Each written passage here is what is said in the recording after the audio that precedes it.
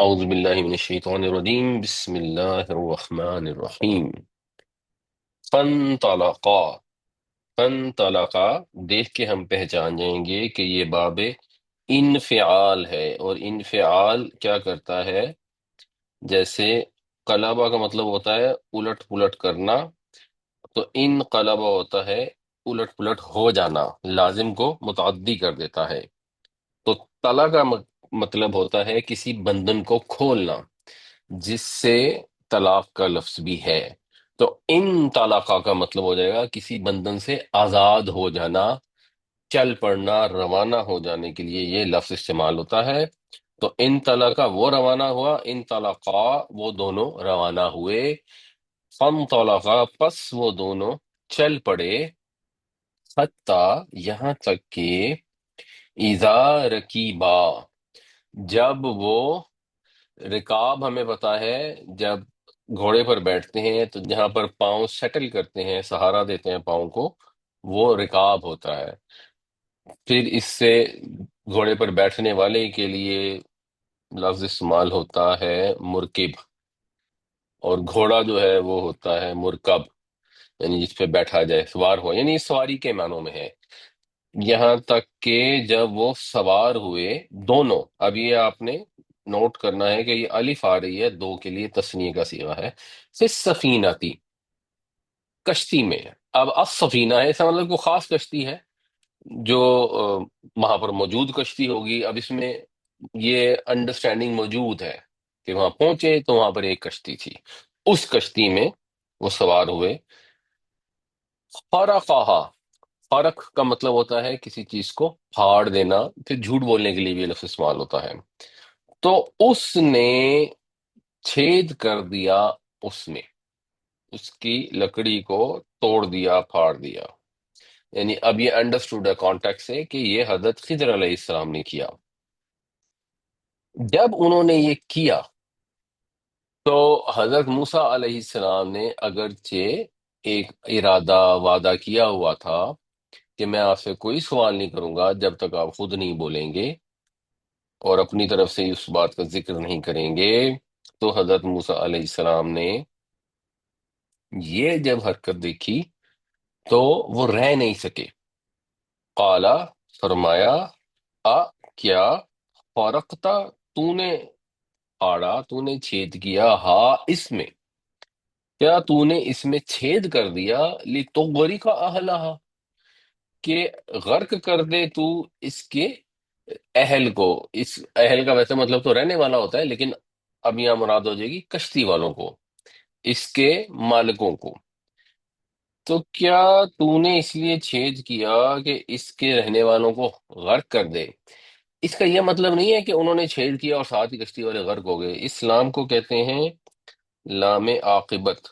لام عاقبت کا مطلب ہوتا ہے انجام کے لحاظ سے، نتیجے کے لحاظ سے، یعنی تم نے اس میں چھید کر دیا جس کا نتیجہ یہ ہوگا کہ جب وہ اگلی دفعہ نکلیں گے تو وہ غرق ہو جائیں گے۔ تو یہ کیا کیا ہے؟ لقد جئتا، تو پہنچا ہے، آیا ہے، جا، آنا، کہاں آیا ہے؟ شیئن، امرا، ایک امر چیز کے پاس۔ امر جو ہے یہ امر سے ہی ہے، امر کا مطلب ہوتا ہے کوئی اہم کام، امپورٹنٹ چیز، بڑی چیز۔ تو امر جو ہے یہ پھر نیگیٹو سینس میں استعمال ہوتا ہے کہ بڑی ہی ناگوار، بڑی ہی ناپسندیدہ چیز کے پاس آیا ہے۔ ہم اپنی زبان میں ترجمہ کریں گے تو ہم کہیں گے یہ آپ نے کیا کیا ہے، یہ آپ نے بڑی ہی عجیب حرکت کی ہے۔ اگرچہ وعدہ کیا ہوا تھا موسیٰ علیہ السلام نے، لیکن اس بات کے اوپر خاموش نہیں رہ سکے۔ حالانکہ وہ خاموش رہ بھی سکتے تھے، اس کی وجہ یہ ہے کہ حضرت خضر اللہ کی طرف سے آئے تھے، لیکن جو فطرت ہے اس کے تحت ایک شخص جو شریعت کا پاسدار ہو، اب یہاں تو شریعت کے پاسدار کی بات نہیں ہو رہی، یہاں تو شریعت کو لانے والی، دنیا کو پہنچانے والی اللہ کے جلیل القدر رسول کی بات ہو رہی ہے۔ تو انہوں نے یہ منظر دیکھ کر خاموش نہیں رہ سکتے تھے، ان کی فطرت میں نیکی کا حکم دینا اور برائی سے روکنا شامل تھا، تو اس لیے انہوں نے اعتراض کر دیا۔ یہ کیا کیا ہے، اس کا نتیجہ تو یہ نکلے گا کہ کشتی ڈوب سکتی ہے، اس کے مسافر ہلاک ہو جائیں۔ یہ کتنا سنگین کام کیا ہے، کتنا برا کام کیا ہے آپ نے۔ اور وہاں حضرت موسیٰ خیر خاموش رہ سکتے تھے، لیکن ہمارے لیے اس میں لیسن یہ ہے کہ ہم بعض اوقات کسی سے ایسا وعدہ کر لیتے ہیں جو بعد میں شریعت کے خلاف نکل آتا ہے، تو ایسے وعدے پر عمل نہیں کر سکتے۔ کسی کے ماں باپ اپنی اولاد سے ناراض ہو جائیں کسی وجہ سے، وہ کہتے ہیں جی اس کو میرے جنازے پہ نہ آنے دینا۔ اب باقی کے بہن بھائی پکے ہو جائیں کہ جی تو نہیں اس کے جنازے پہ آ سکتا، ابا جی فوت ہو گیا، تم ان کا چہرہ نہیں دیکھ سکتے، تم جنازے پہ نہیں آ سکتے، نہیں، یہ شریعت کے مطابق نہیں ہے۔ کوئی وصیت کر جائے کہ میری جائیداد میں سے اس کو حصہ نہ دینا، جو ہمارے ملک میں بھی بعض اوقات لوگ کر جاتے ہیں، تو شریعت میں اس کی اجازت ہی نہیں ہے، تو باقی کے لوگ ایسے وعدے پر عمل نہیں کر سکتے۔ ادروائز اگر کوئی وصیت کرتا ہے جو شریعت کے تحت ہے تو اس پر عمل نہ کرنے والے سخت گناہ گار ہیں، لیکن شریعت کے خلاف چیز کے اوپر آپ نے وعدہ کیا ہو، آپ نے ارادہ کیا ہو، آپ اس پر عمل نہیں کر سکتے۔ اور بہت لوگوں میں یہ بھی مسئلہ ہوتا ہے کہ ماں باپ ان کے جب فوت ہو جاتے ہیں اور وہ کسی غلط عقیدے پر ہوتے ہیں یا غلط مذہب پر ہوتے ہیں، تو اب وہ اس وجہ سے اپنا صحیح عقیدہ یا صحیح مذہب اختیار نہیں کرتے کہ اس کا تو مطلب یہ ہے کہ میرے ابا جی جو ہے وہ غلط ثابت ہو جائیں گے یا وہ جہنمی ثابت ہو جائیں گے۔ حالانکہ اگر آپ صحیح عمل کریں گے تو صحیح عمل والدین کے حق میں صدقہ بنتا ہے، شفاعت بنتا ہے۔ کوئی دنیا سے چلا گیا ہے تو کوئی آپ نیک عمل کریں گے، اپنی اصلاح کریں گے، ان کے غلط طریقوں کو چینج کر دیں گے تو اس سے ان کو فائدہ ہوگا۔ اگر ان کے غلط طریقوں پر ڈٹے رہیں گے کہ جی یہ تو ہماری ریت ہے، یہ تو ہمارا رواج ہے، ہمارے باپ دادا کا طریقہ ہے، ہم اسے چھوڑ نہیں سکتے، تو اپنا بھی نقصان کریں گے اور ان کا بھی نقصان ہوگا، انہیں بھی اس غلط عمل کے جاری کرنے کا نقصان، گناہ پہنچتا رہے گا اگر آپ اس پر عمل پیرا ہوں گے۔ فانطلقا حتى إذا ركبا في السفينة خرقها قال أخرقتها لتغرق أهلها لقد جئت شيئا إمرا۔ پھر وہ دونوں روانہ ہوئے یہاں تک کہ جب وہ سوار ہوئے کشتی میں تو اس نے اس میں چھید کر دیا۔ فرمایا کیا تو نے چھید کر دیا اس میں تاکہ ہلاک ہو جائیں اس کے اہل، کشتی والے؟ یہ تو آپ نے بہت ہی عجیب حرکت کی۔ اعلیٰ حضرت خضر نے کہا علم، کیا نہیں، اقل، لام کی وجہ سے اس پر جزم آ گیا، ویسے یہ تھا اقولو، جزم سے ہو گیا اقول، اور اقول کو پڑھنا اور مشکل ہے تو اقل ہو گیا۔ تو کیا میں نے نہیں کہا تھا، لم جو ہے یہ مضارع کو ماضی میں لے جاتا ہے اور اس میں نفی کا مطلب پیدا کر دیتا ہے کہ میں نے کہا نہیں تھا انک لن تستطیع معی صبرا، کہ تم میرے ساتھ صبر نہ کر سکو گے۔ یہ تستطیعو تھا، استطاع یستطیع، کسی چیز کی استطاعت ہونا، لن لگ گیا تو اس کے اوپر نصب آ گئی۔ آپ ہرگز استطاعت نہیں رکھیں گے میرے ساتھ صبر کرنے کی، حضرت خضر نے تو پہلے ہی فرما دیا تھا، اور پہلے ہی واقعے کے اندر یہ تصدیق ہو گئی، اور حضرت موسیٰ کو انہوں نے یہ احساس دلایا ہے۔ یہ کوئی ابھی اس میں اپیرنٹلی ڈانٹ ڈپٹ اور غصہ نہیں ہے اس طرح سے، یہ ایک طرح سے یاد دہانی ہے، تنبیہ ہے کہ دیکھ لو میری بات سچ ثابت ہوئی، میں نے کہا تھا کہ اس سفر میں صبر کا دامن تھامنا آسان نہیں ہوگا، پہلے ہی واقعے سے یہ چیز ثابت ہو گئی ہے۔ تو ان کو احساس دلایا کہ یہ جس علم کی طلب میں آپ نکلے ہیں اس کے تقاضے بڑے سخت ہیں، یہ آسان نہیں ہے۔ اور ایک طرح سے اس میں معذرت بھی ہے کہ بھائی میں نے تو پہلے ہی کہا تھا کہ میرے اعمال ایسے ہیں کہ آپ جیسے صاحب شریعت کے لیے ان پر صبر کرنا مشکل ہوگا۔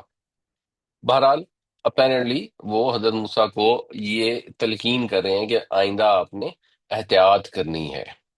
قال الم اقل انک لن تستطیع معی صبرا، کہا کیا میں نے نہیں کہا تھا کہ تم میرے ساتھ صبر نہ کر سکو گے؟ قال، حضرت موسیٰ نے عرض کی لا تؤاخذ، مت مواخذہ کیجئے، نی، میرا، یہ نون وہی نون وقایا ہے جو صرف اس تواخذ کی جزم کو بچانے کے لیے آیا ہے۔ تو حضرت موسیٰ نے اپنے استاد سے کہا کہ میرا مواخذہ نہ کیجئے، بما نسیتو، اس وجہ سے کہ میں بھول گیا، نسیان بھول جانا، کہ میرے بھولنے کی وجہ سے آپ میرا مواخذہ نہ کیجئے، بھول چک ہو گئی ہے، غلطی ہو گئی انسان سے، آپ نے صحیح کہا تھا۔ اور حضرت موسیٰ نے فوراً معذرت کر لی کہ میری بھول کو معاف کیجئے، ولا ترحقنی۔ رہی کا یرحقو کا مطلب ہوتا ہے کسی پر چڑھائی کرنا، کسی کو ڈھانپ لینا، کسی پر کوئی چیز ڈال دینا، بنیادی طور پر یہ اس کا مطلب ہوتا ہے ذرا کسی کے ساتھ، جس کو کہتے ہیں دادا گیری کرنا، اور اس کے ساتھ اگر عسر آ جائے تو اس کا مطلب ہوتا ہے باب افعال کے اندر ارحقہ عسرن، اس نے اس کو تنگی میں ڈال دیا۔ تو آپ مجھے تنگی میں نہ ڈالیے، مجھ پہ سختی نہ کیجیے، من امری، میرے معاملے میں۔ تو انہوں نے اپنی غلطی تسلیم کر لی، اس کے لیے معذرت کی، اور مزید ان سے درخواست کی کہ اس معاملے میں مجھ پر زیادہ سختی نہ کریں، مجھے سیکھنے کا موقع دیں، میرے سے نرمی کریں، درگزر کریں۔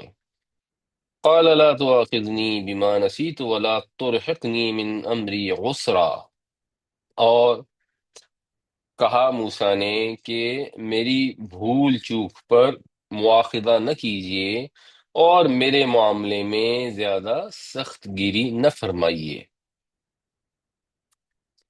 فن طلقہ، پھر وہ دونوں روانہ ہوئے، حتیٰ، یہاں تک کہ اذا لقیا، جب وہ دونوں ملے، جب ان کی ملاقات ہوئی، جب انہوں نے پایا۔ لقیا یلقا کا مطلب ہوتا ہے کسی کے سامنے آنا، اسی سے پھر باب مفاعلہ میں ملاقات کا لفظ ہوتا ہے۔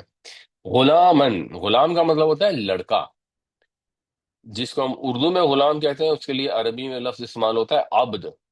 اور نبی کریم صلی اللہ علیہ وسلم نے غلاموں کا درجہ بہتر کرنے کے لیے، ان کے ساتھ محبت پیدا کرنے کے لیے، اور اس چیز کے لیے بھی غالباً کہ عبد کا لفظ صرف اللہ کے لیے استعمال ہو، یہ فرمایا کہ انہیں غلام کہا کرو۔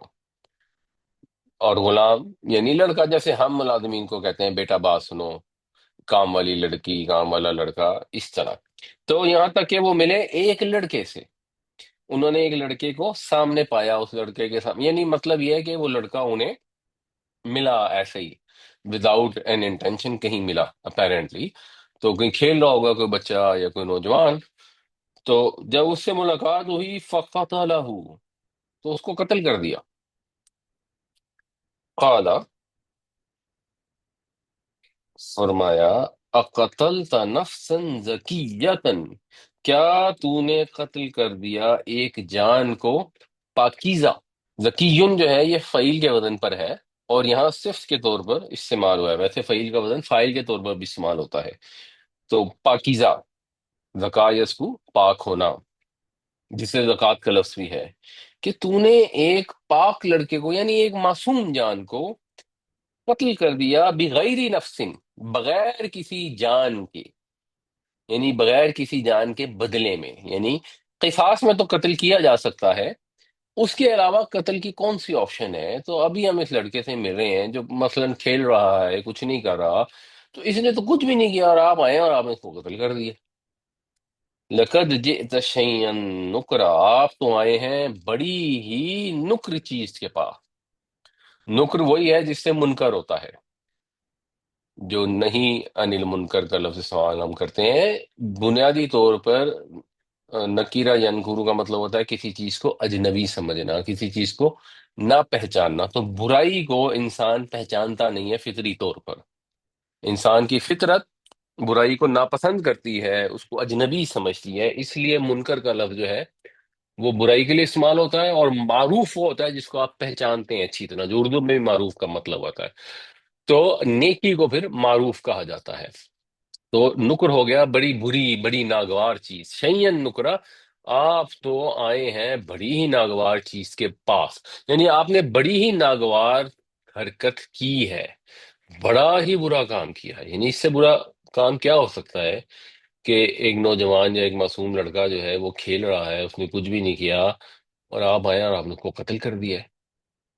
یہ عین تقاضا ہے کسی انسان کے بھی امر بالمعروف اور نہی عن المنکر پر عمل پیرا ہونے کا، اور ایک نبی اور رسول کے لیے تو یہ ناقابل تصور ہے کہ کسی کو ایسا کرتے ہوئے دیکھیں اور اس کو روکنے کی کوشش نہ کریں، یا اس کو اس کام کے کرنے کے اوپر ناگواری کا اظہار نہ کریں۔ فانطلقا حتى إذا لقيا غلاما فقتله قال أقتلت نفسا زكية بغير نفس لقد جئت شيئا نكرا۔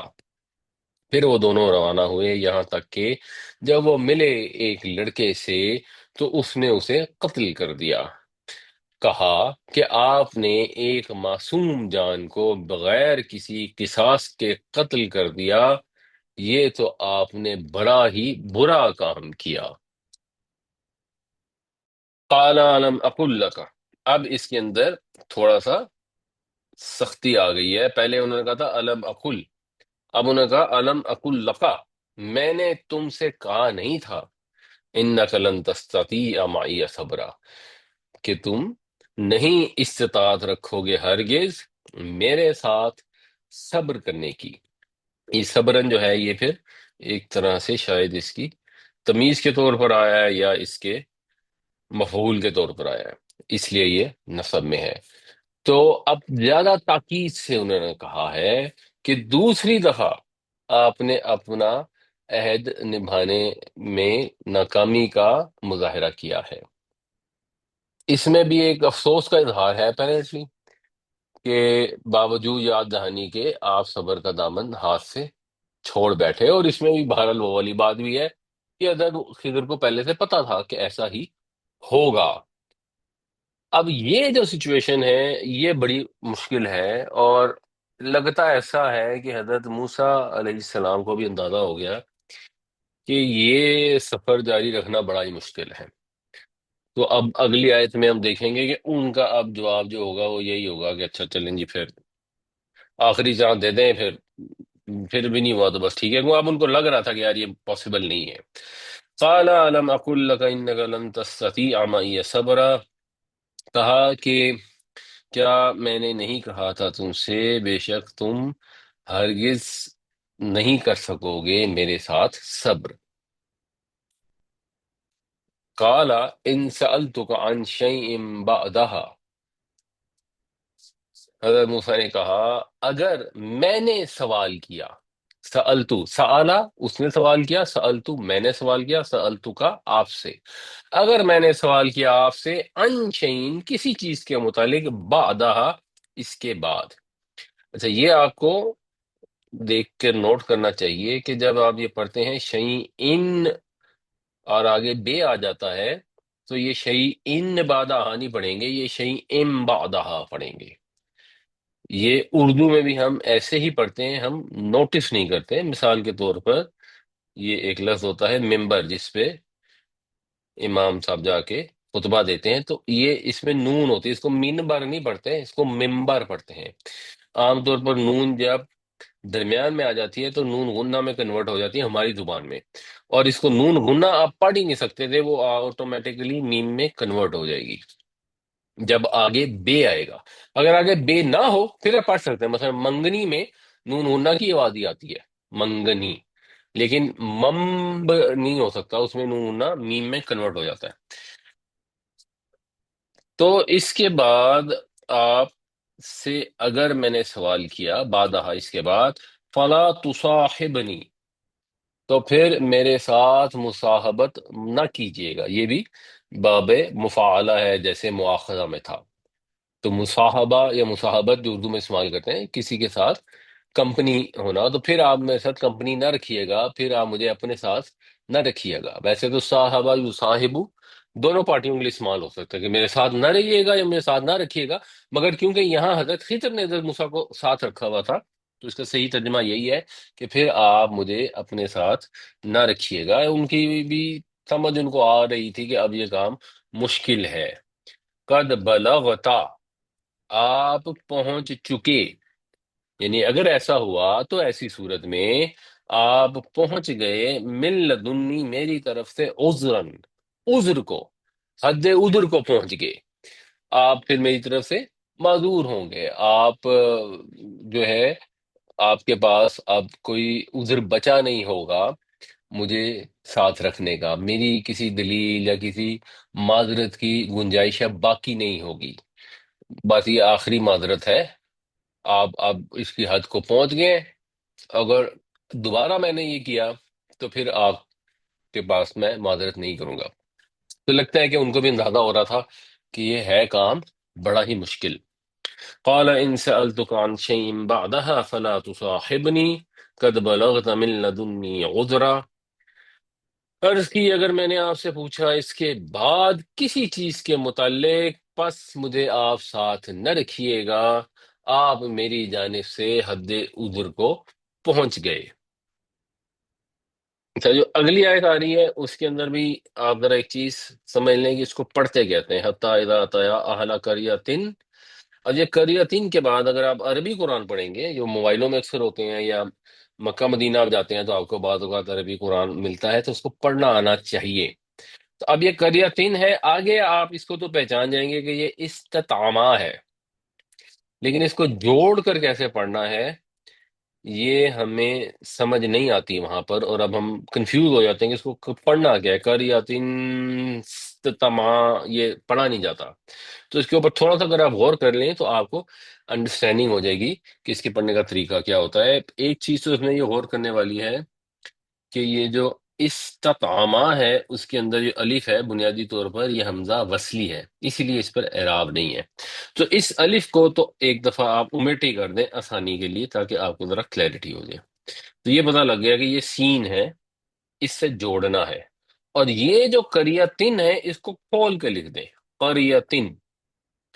تو اس کو جب ہم پڑھیں گے تو چاہے ایسا لکھا ہو چاہے ایسا لکھا ہو، دونوں صورتوں میں ہم قریتن ہی پڑھیں گے، تو اس کا مطلب ہے کہ پڑھنے کے لحاظ سے یہ صحیح لکھا ہوا ہے۔ اب ہمیں یہ رول پتا ہے کہ عام طور پر اس میں ایکسیپشن ہوتی ہیں، جیسے من ایک ایکسیپشنل ورڈ ہے، مگر عام طور پر اگر آخر میں جزم آ رہا ہو اور آگے جوڑنا ہو تو پھر اس کے نیچے ایک زیر لگا دی جاتی ہے۔ تو جب زیر لگا دیں گے جزم کے اوپر تو یہ بن جائے گا قریتین استطعما۔ تو جب بھی آپ نے اس طرح کا سٹرکچر دیکھنا ہے تو آپ کو پتا ہونا چاہیے کہ آپ نے اس کو کھولنا ہے، اگر یہ قریتن ہے، قریتن ہے، تو جو بھی ہے وہ تے کی حرکت تو وہی رہے گی، لیکن آگے نون پر جو جزم ہے اس کے نیچے زیر آ جائے گی، تو یہ بن جائے گا حتی اذا اتیا اہل قریۃ استطعما اہلہا۔ اور ہمارے قرآن میں اگر وہ میسر ہو تو مسئلہ نہیں ہے، اس میں آسانی کے لیے وہ نیچے ایک نون لگا دیتے ہیں چھوٹی سی، تو ہمیں پتہ لگ جاتا ہے کہ اس کو قریۃ استطعما پڑھنا ہے، لیکن یہ آپ کو آنا چاہیے۔ فن طلاقہ، پھر وہ دونوں روانہ ہوئے۔ اب تیسرا سفر یا تیسری منزل یا تیسرا واقعہ، حتی اذا اتیا، یہاں تک کہ وہ پہنچے اہل قریتن، ایک بستی والوں پر، یعنی ایک بستی والوں کے پاس، یعنی ایک بستی میں پہنچے۔ استطعما، الف سین تے سے عام طور پہ کسی چیز کو طلب کرنے کا، مانگنے کا مفہوم ہوتا ہے، اور توئیں آئین میم ہمیں پتا ہے یہ طعام میں استعمال ہوتا ہے کھانے کے لیے۔ تو انہوں نے کھانا مانگا، بھوکے ہوں گے، ان سے کھانے کی فرمائش کی۔ اب تو ہمارے ہاں یہ اتنا شاید کامن نہیں رہا، مگر شاید گاؤں دیہاتوں میں ابھی بھی لوگ اگر کہیں کہیں پہ بھی پہنچتے ہیں تو اس میں یہ کوئی شرم کی بات نہیں ہوتی، یہ انڈرسٹوڈ ہوتا ہے کہ اگر کوئی مسافر آیا ہے، یا جیسے مثلا کوئی چھوٹا بچہ آیا ہے اور وہ کھیل رہا ہے اور کسی کے بھی گھر میں پہنچ گیا، تو اب یہ انڈرسٹوڈ ہے کہ کھانے کا ٹائم ہے تو اس کو بھی کھانا دیا جائے گا۔ کوئی بھی اچھے شریف سویلائز لوگ بغیر کہے اپنے مسافروں کی میزبانی کو ایک سعادت سمجھتے ہیں۔ ہمارے مسلمانوں میں ویسے کچھ حد تک ابھی بھی یہ باقی ہے، ہم یورپ وغیرہ جاتے ہیں تو وہاں پر لوگوں کو اتنی کوئی نہیں ہوتی کہ کھانے کا ٹائم ہو گیا تو آپ کو کھانا ضرور کھلائیں۔ اور امریکہ میں ایسے جاتے ہیں وہاں تو الٹا ہوتا ہے، مثلا اگر ہم کسی کسٹمر کے پاس گئے ہیں تو آپ اسے کھانے پر لے کے جاتے ہیں، حالانکہ آپ وہاں پر مہمان یا مسافر ہوتے ہیں۔ تو گاؤں دیہاتوں میں بہرحال یہ چیز تھوڑی سی بہتر ہے شہروں کے مقابلے میں، اور اس کے اوپر بھی غور کرنا چاہیے۔ اس میں ہوتی دو چیزیں، ایک یہ ہوتا ہے کہ ہم نا بعض اوقات بلا وجہ کا تکلف بھی کرنے کی کوشش کرتے ہیں، گاؤں دیہاتوں میں یہ بھی نہیں ہوتا، کوئی آ گیا کھانے کا وقت ہے تو جو انہوں نے کھانا ہوتا ہے بس اسی کو بانٹ کے کھا لیتے ہیں۔ اگر ان کے پاس 3 روٹیاں پڑی ہوئی ہیں اور وہ 2 بندے تھے جنہوں نے 3 روٹیاں کھانی تھی اور 2 اور آ گئے ہیں، تو بس وہ سارے مل کے کھا لیتے ہیں، گھر والے تھوڑی سی کم کھا لیں گے، مہمان تھوڑی سی زیادہ کھا لیں گے۔ ہماری طرح سے یہ مسئلہ نہیں ہوتا کہ جی اب آ گئے ہیں اب ان کا انتظام کرو، اب گھر میں نہیں ہے اب منگواؤ، اب منگوائیں گے پھر دل ہی دل میں دعا کرتے رہو گے، اٹھ کے چلے جائیں تو بہتر ہے، نہیں تو کوئی ان کے ارینج کر لو، پھر منگوایا ہے تو اب تو فیسلٹیز آ گئی ہیں، فوڈ پانڈا ٹائپ چیزیں آ گئی ہیں، لیکن وہ آنے میں دیر لگ گئی ہے۔ اب منگوا لیا پھر ان کو بیٹھے نہیں، اب بیٹھے اب ضروری بیٹھے ہیں جب تک کھانا، تو یہ کچھ تکلفات کی وجہ سے بھی مسئلے پیدا ہو جاتے ہیں، لیکن یہ ایک اخلاق ہے، اور یہ ہمیں قرآن شریف میں اور جگہوں سے بھی پتہ لگتا ہے۔ حضرت ابراہیم علیہ السلام کے بعد جب فرشتے آئے تو انہوں نے کو بہت زیادہ سوال جواب شاید ان سے نہیں کیے پہلے، اور پہلے ان کے لیے ایک بھنے ہوئے بچڑے کا انتظام کیا، ان کی بہت اچھی مہمان نوازی کی۔ اور نبی کریم صلی اللہ علیہ وسلم کی احادیث میں یہ بہت ذکر ہے کہ صحابہ جو ہیں وہ کس طرح مہمان نوازی کرتے تھے، اس کا بڑا اجر بھی ہے، اور یہ مسلمانوں کی نشانی بھی ہے، اور یہ کردار کا ایک وہ پہلو ہے جس سے غیر مسلم جو ہیں وہ متاثر بھی ہوتے ہیں۔ تو جو پہلو آسان ہے ویسے تو ان کو متاثر کرنا چاہیے، اور جو باقی کے بھی اپنے کردار کے معاملات ہیں ان کو بھی بہتر کرنا چاہیے، کیونکہ قیامت تک کے لیے اب جو لوگوں کو دین کی بات پہنچانی ہے وہ نبی کریم صلی اللہ علیہ وسلم کے بعد آپ کی امت کا فریضہ ہے۔ جس طرح حضور ہم پر گواہ ہیں، ہمیں گواہ بنایا گیا ہے باقی قوموں کے اوپر، تمام انسانوں کے اوپر۔ تو اگر ہمارا کردار خوبصورت ہوگا، ہمارے اخلاق عمدہ ہوں گے، تو لوگ دین کی طرف آئیں گے، اور اگر ہماری حرکتیں ایسی ہوں گی جو عام طور پہ ہوتے ہیں تو ظاہر ہے وہ متنفر ہوں گے۔ تو یہ اب بستی والوں کے پاس پہنچے، ہو سکتا ہے انہوں نے کھانا مانگا ہو، یعنی الفاظ تو یہی ہیں، تو جب یہ بستی والوں کا پہنچے تو انہوں نے ان سے کھانا مانگا، ظاہر ہے بھوکے ہوں گے، کب سے نکلے ہوئے تھے، کشتی پہ سفر کر لیا، رستے میں ایک لڑکے بیچارے کو بھی قتل کر دیا، فَأَبَوْا، تو انہوں نے انکار کر دیا۔ با یا بھی انکار کرنا، جو شیطان اور آدم کے قصے میں بھی یہ لفظ استعمال ہوا تھا۔ اَن يُضَيِّفُوهُمَا، یضیفو ضیافت مہمان نوازی کو کہتے ہیں، ضیف مہمان کو کہتے ہیں، تو یہ باب تفعیل ہے، کسی کی میزبانی کرنا، کسی کو مہمان بنانا، ضیافت کرنا۔ تو انہوں نے انکار کر دیا اس چیز سے کہ وہ مہمان بنائے یا وہ میزبانی کرے ان دونوں کی، اور یہ یضیفونا تھا اور نون جو ہے ان کی وجہ سے ختم ہو گیا۔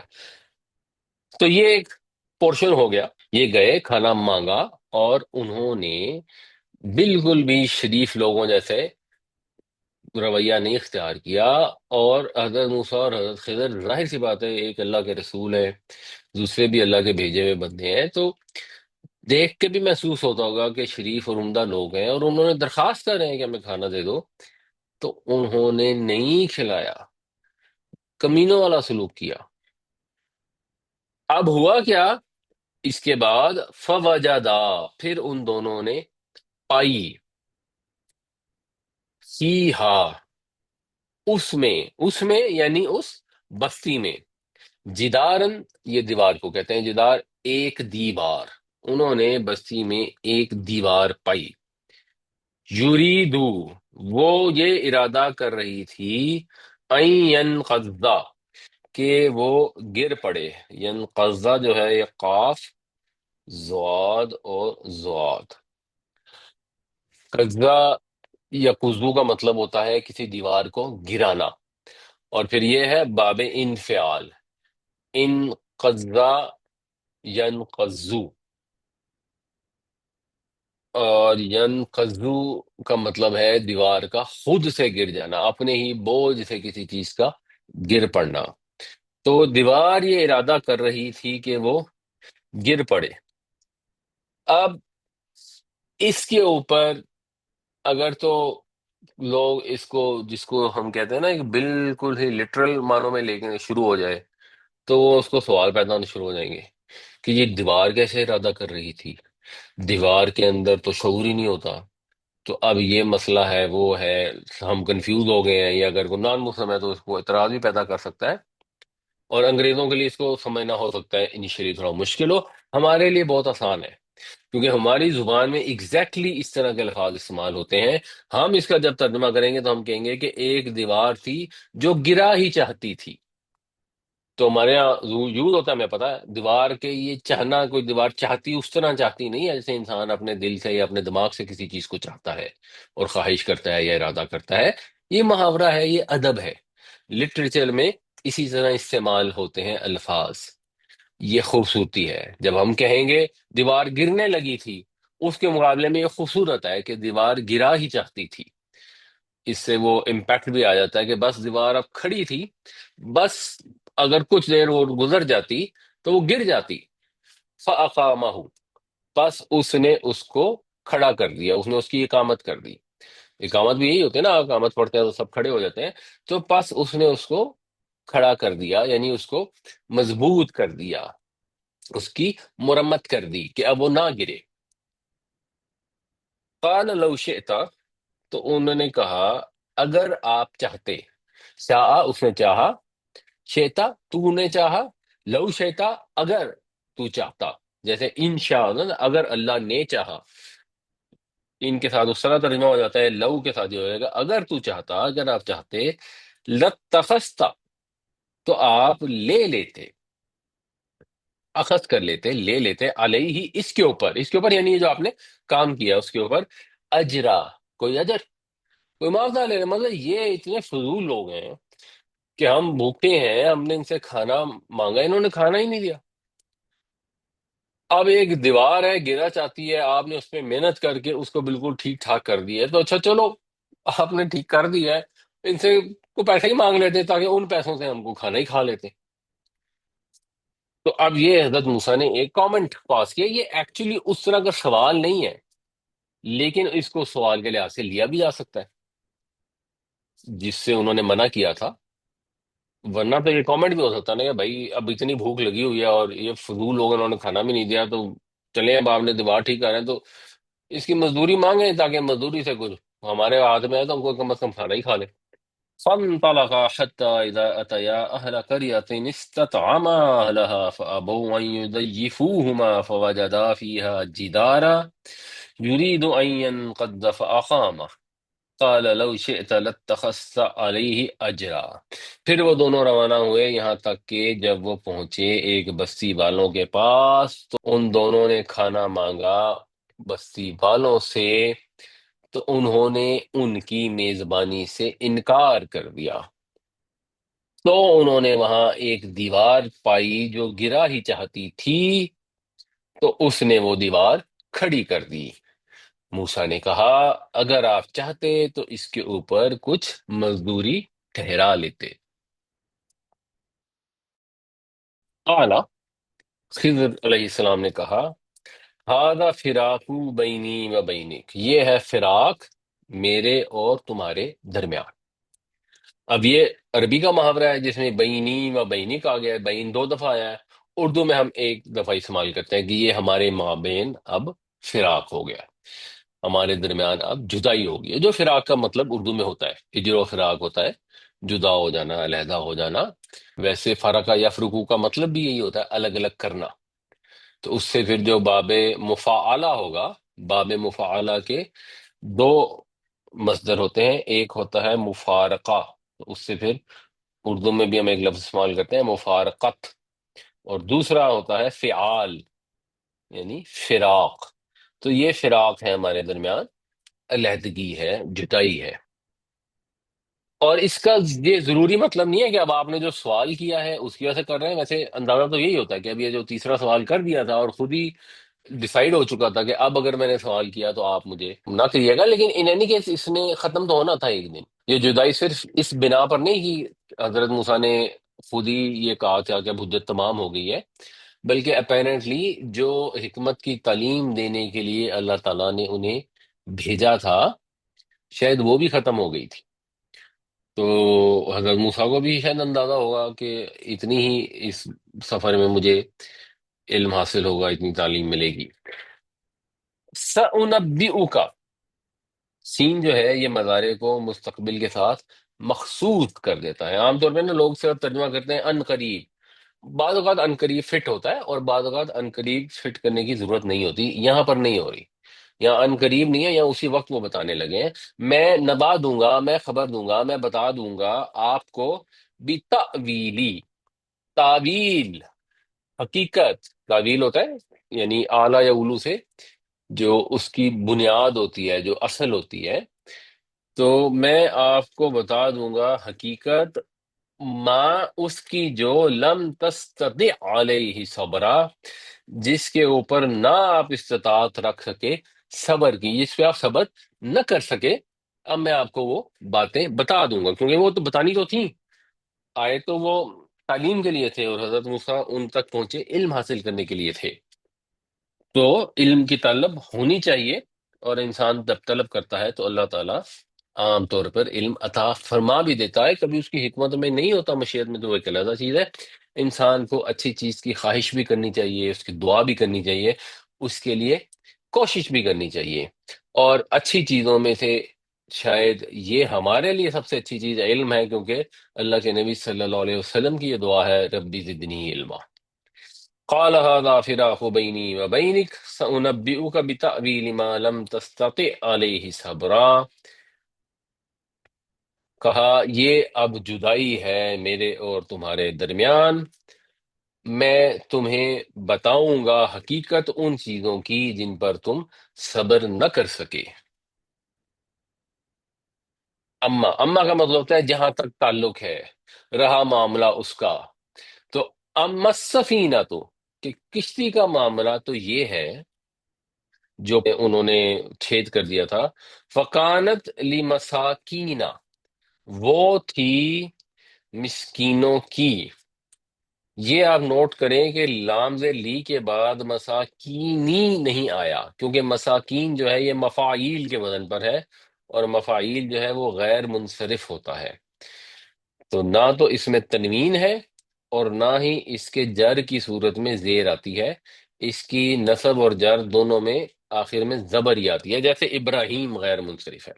تو وہ تھی مسکینوں کی، کچھ مسکینوں کی ملکیت تھی، یعملون فی البحری، وہ عمل کرتے تھے، مطلب وہ کام کرتے تھے دریا میں، وہ دریا میں مزدوری کرتے تھے۔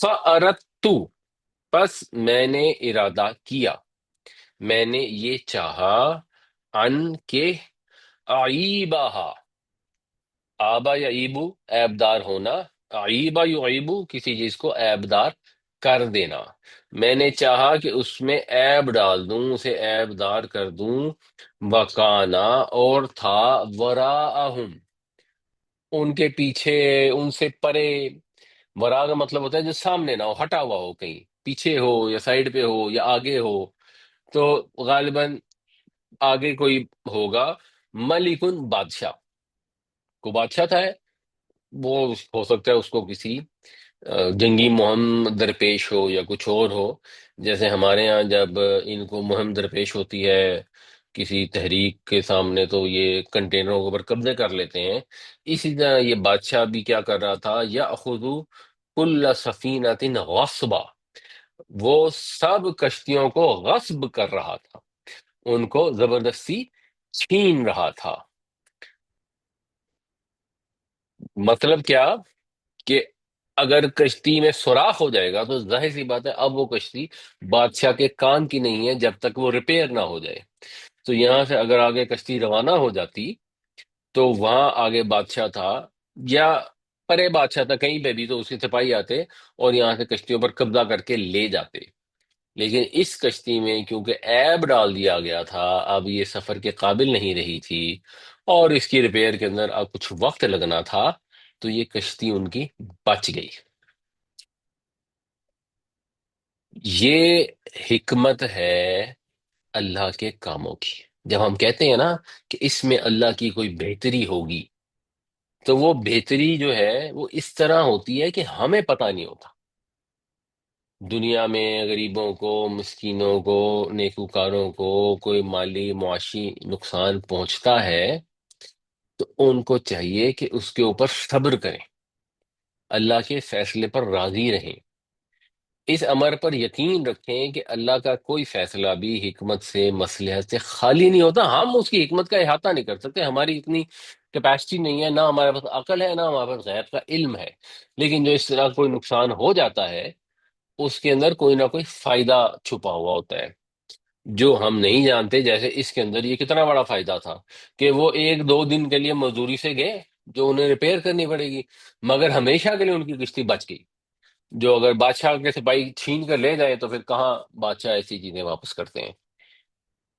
ایک چیز اس میں سمجھنی چاہیے کہ ہم لوگ یہ جملہ اکثر استعمال بھی کرتے ہیں کہ جی اللہ کی اس میں کوئی بہتری ہوگی، اور کرنا بھی چاہیے، لیکن اس کو نا تھوڑا سا کانٹیکسچولی سمجھنا چاہیے۔ مثال کے طور پر ارے ایک دوست سے، ان کے والد کو کسی نے گولی مار دی، وہ کراچی گئے ہوئے تھے، ہو سکتا ہے کوئی سنیچنگ کے لیے آیا ہو، واللہ عالم کیا ہو، تو وہ گولی مار دی، وہ فوت ہو گئے۔ تو ظاہر سی بات ہے اب اس میں ان کے لیے کوئی بہتری ہوگی، ان کا وقت آ گیا تھا، پورا ہو گیا تھا، اس طریقے سے ان کی جان گئی، ان میں ان کے لیے اجر ہوگا۔ اور جو ان کی اولاد تھی اس کے اوپر یہ ایک غم آیا، اتنا بڑا نقصان ہوا، بٹ اللہ کی مشیت ایسے ہی تھی، اللہ کی حکمت ہوگی، اللہ کی بہتری ہوگی اس کے اندر۔ لیکن وہ شخص جس نے گولی ماری، اس کے لیے اس میں بہتری نہیں ہے۔ یہ کانٹیکسٹ کو بڑا کلیئر سمجھنا چاہیے۔ اگر ابو جہل نے حضرت یاسر کے اوپر، حضرت سمیہ کے اوپر ظلم کیا، تو اللہ نے اس میں بہتری رکھی، وہ اسلام کے پہلے شہید بنے، ان کے لیے اللہ نے بڑے بڑے درجات رکھے۔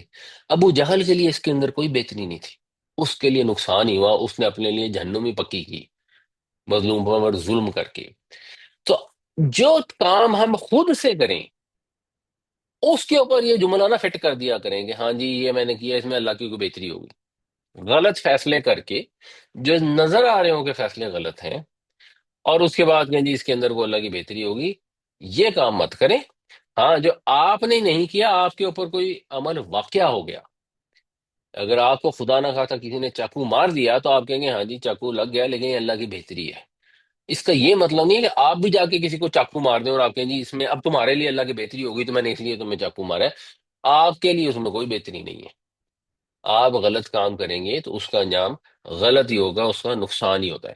اما السفینۃ وکانت لمساکین یعملون فی البحر فاردت ان اعیبها وکان وراءهم ملک یاخذ کل سفینۃ غصبا۔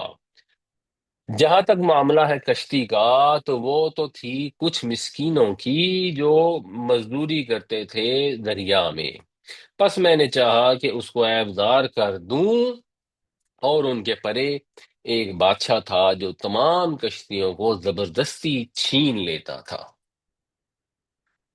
یہ سنن ابن ماجہ کے اندر ایک حدیث بھی ہے، نبی کریم صلی اللہ علیہ وسلم سے روایت کی ہے ان کے خادم نے، کہ کوئی مسلمان یا انسان یا بندہ ایسا نہیں ہے جو یہ بات کرے کہ میں راضی ہوں، اور یہ بات کرے شام کو بھی اور صبح کو بھی، صبح و شام یہ بات کہتا رہے کہ میں راضی ہوں، رضیت باللہ ربا، میں راضی ہوں اللہ کے رب ہونے سے، وبالاسلام دینا، اور اسلام کے اپنا دین ہونے سے، وبمحمد نبیہ، اور محمد صلی اللہ علیہ وسلم کے نبی ہونے سے۔ جو شخص یہ بات کرتا ہو صبح و شام، اللہ کا شکر ادا کرتا ہو، قناعت کرتا ہو، اور اس چیز پہ راضی ہو کہ اللہ کی طرف سے اگر کوئی خدا نخواستہ اللہ نہ کرے کوئی تکلیف آ بھی جاتی ہے، تو میں اللہ سے راضی ہوں کہ وہ میرا رب ہے، میں اللہ سے راضی ہوں کہ اسلام میرا دین ہے، میں اللہ سے راضی ہوں کہ اس نے محمد صلی اللہ علیہ وسلم کو ہمارا محبوب نبی مقرر فرمایا۔ تو کوئی شخص ایسا نہیں جو ایسی بات کرتا ہو الا مگر یہ کان حقا علی اللہ ان یرضیہ یوم القیامہ، کہ اللہ تعالیٰ راضی ہو جائے اس سے قیامت کے دن۔ یہ پھر اللہ کا وعدہ ہے، اللہ پر لازم ہے کہ اگر انسان اپنے رب سے راضی رہتا ہے، اگر وہ صبر اور شکر کا مظاہرہ کرتا ہے جب بھی اس کے پاس کوئی تکلیف آتی ہے یا اس کو کوئی خوشی بھی ملتی ہے، کوئی نعمت بھی اللہ کی ملتی ہے، تب بھی وہ اللہ ہی کا شکر ادا کرتا ہے، اپنے آپ کو بڑا نہیں سمجھتا، تو اس صورت میں اللہ اس سے یقیناً قیامت والے دن راضی ہوگا۔ تو جب بھی کوئی مشکل پریشانی آئے، اس واقعے کی روشنی میں اس چیز کو سمجھیں کہ اللہ تعالیٰ نے آزمائش رکھی ہے، اللہ کی کوئی بہتری ہوگی، دنیا میں ہی بہتری ہوگی، ورنہ آخرت میں تو ڈیفینیٹلی اللہ تعالیٰ راضی ہو جائے گا اگر ہم اس کے اوپر صحیح رویہ اختیار کریں۔ وَأَمَّا الْغُلَامُ، اور جہاں تک معاملہ ہے لڑکے کا، فَكَانَ أَبَوَاهُ، تو تھے اس کے دونوں باپ۔ یہ اباوا یا والدین جو ہوتا ہے، بیسیکلی والد ہوتا ہے ایک والد، تو والدانی جس کی نسب یا جر بنے گی والدینی، اس کا مطلب لفظی تو بنتا ہے دو باپ، لیکن ایکچولی یہ مل کے بنتا ہے والد اور والدہ کا تسنیہ، والدین پیرنٹس۔ یہ اباوا بھی اسی طرح ہے، ابوانی یا ابوینی، اور جب یہ مرکب اضافی بنتا ہے تو وہ نون ختم ہو جاتی ہے، جیسے رب اجعلنی مقیم الصلاۃ ومن ذریتی ربنا وتقبل دعا ربنا اغفر لی ولی والدی، اس میں بھی نون ختم ہو جاتی ہے جب یہ آتا ہے اس کے میرے والدین۔ تو ابواہ، اس کے والدین کیا تھے؟ مؤمنین، مؤمنین۔ اب یہ مؤمنین نہیں ہے جو پلورل ہوتا ہے، یہ مؤمنین ہے جو تثنیہ کا صیغہ ہے، والدین جیسے ہوتا ہے اسی طرح مؤمنین، وہ دونوں مومن تھے۔ فخشینا، تو ہمیں یہ اندیشہ ہوا، خشیت ہوئی، این یرہقہما، یہ یرہقہ پیچھے استعمال ہوا ہے کہ وہ ان کے اوپر چڑھائی کرے گا، زبردستی کرے گا، دادا گیری کرے گا، طغیانن سرکشی سے، وکفرن اور ناشکری سے۔ مطلب یہ کہ یہ ایک لڑکا تھا جس نے ابھی جوان ہونا تھا، بڑا ہونا تھا، اور بڑے ہو کر اس نے کافر ہونا تھا اور اس نے سرکشی کرنی تھی۔ تو اب اللہ تعالیٰ کو یہ انڈرسٹینڈنگ، اللہ کی نالج، اللہ کا علم تھا کہ اگر یہ لڑکا زندہ رہے گا تو اپنے ماں باپ کو جو نیک ہیں، جو مومن ہیں، پاک نفس ہیں، ان کو وہ اذیت پہنچائے گا، ان سے سرکشی کرے گا، ناشکری کا معاملہ کرے گا، جیسے ہم لوگ اپنے والدین سے کہہ دیتے ہیں کہ آپ نے ہمارے لیے کیا ہی کیا ہے۔ یہ بھی کفر کا مطلب، جسے کو کفران نعمت جیسے اردو میں کہتے ہیں، اس کا مطلب بھی ناشکری ہوتا ہے۔ تو اس لڑکے کو قتل کر دیا تاکہ وہ بڑا ہی نہ ہو۔ اور یہ چیز اب سمجھنے والی ہے کہ یہ کسی بھی شریعت میں یہ جائز نہیں ہے کہ آپ نے اگر ایسٹیمیٹ کیا ہے کہ آگے کوئی ایسے واقعہ ہو جائے گا تو آپ کسی کی جو چیز ہے اس کو نقصان پہنچا دیں، بل اس میں تو شاید آپ کو معافی تلافی کر سکیں، یہ تو کہیں نہیں ہو سکتا کہ کوئی شخص کہے کہ مجھے شک ہے کہ یہ لڑکا بڑا ہوگا نا، تو مجھے یہ لگ رہا ہے کہ یہ اپنے ماں باپ کا شکر گزار نہیں ہوگا، تو اس لیے میں اس کو قتل کر دیتا ہوں۔ یہ کسی شریعت میں جائز نہیں ہے۔ یہ حضرت خضر نے کیا، اللہ کے حکم سے کیا، وہ تو اپنی جگہ ٹھیک ہے، لیکن کبھی بھی کسی رسول، کسی نبی نے بظاہر جب تک وہ نہیں ہوئی، اس کے اوپر نوبت نہیں آئی قتل کرنے کا، جو دلیل کہہ لیں، جو قانونی لحاظ سے قتل کرنے کی لاجک جہاں نہ بن رہی ہو، کبھی ایسا نہیں ہوا، نہ یہ شریعت میں کوئی گنجائش رکھی ہے کسی بھی کتاب کے اندر، ہماری کتاب قرآن ہو یا کوئی اور ہو، اس میں گنجائش نہیں ہے۔ یہی ہے کہ یا کوئی کسی جان کو قتل کرے یا کوئی زمین میں فساد پھیلائے، اس کے اوپر آگے اب حکومت اس کو قتل کر سکتی ہے، اس کے علاوہ کسی کو یہ اختیار حاصل نہیں۔ یہاں پہ ایک انڈیویجول گئے اور انہوں نے جا کے قتل کر دیا، چاہے وہ اللہ کے رسول ہی کیوں نہ ہو، اس سے پھر مودودی صاحب نے یہ نتیجہ نکالا ہے، اور اس سے پہلے بھی کئی لوگوں نے نکالا ہے، کہ یہ اسی صورت میں پاسبل ہے کہ حضرت خضر انسان ہی نہ ہو بلکہ فرشتے ہوں۔ جیسے اللہ کے فرشتے آتے ہیں، وہ جان قبض بھی کرتے ہیں، لوگوں کی زندگی بچاتے بھی ہیں، ہم دیکھتے ہیں ایکسیڈنٹ ہو جاتا ہے، سارے مر جاتے ہیں، ایک بندہ بچ جاتا ہے جس کی کوئی بچنے کی لاجک ہی نہیں ہوتی، تو وہ اللہ کے فرشتے ہوتے ہیں جو بچا لیتے ہیں۔ اسی طرح ایک آدمی ہوتا ہے، جا رہا ہوتا ہے، اچھا بھلا جا رہا ہوتا ہے، کھڑے کھڑے فوت ہو جاتا ہے، تو ظاہر ہے موت کا فرشتہ ہوتا ہے، اس کی جان قبض کر لیتا ہے۔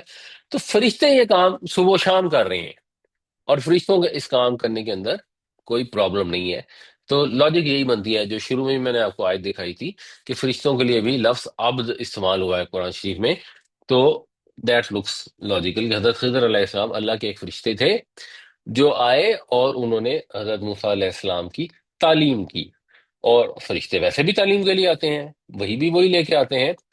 اس ایک ایکسرسائز کے ذریعے، اس سفر کے ذریعے بھی اللہ کے فرشتے آئے اور انہوں نے تعلیم کر دی۔